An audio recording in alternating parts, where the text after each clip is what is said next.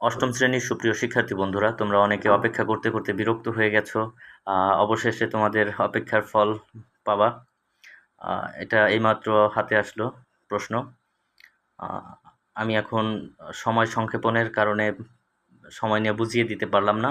তোমরা দেখলে পড়লে বুঝতে পারবা। আমি জাস্ট তোমাদের সঙ্গে প্রশ্নটা শেয়ার করার চেষ্টা করতেছি।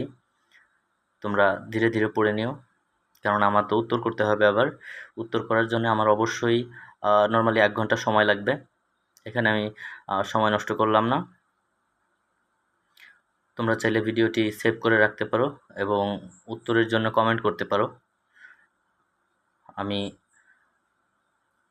উত্তর করে দেব। তোমাদের মোটামুটি শেষ প্রশ্ন এখানে শেষ। 7টি কাজ করতে হবে তোমাদের টোটালি।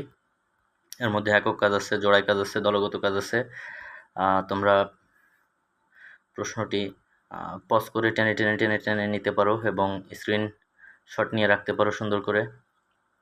আমি তোমাদের উত্তর করে দেব, একটু অপেক্ষা করতে হবে।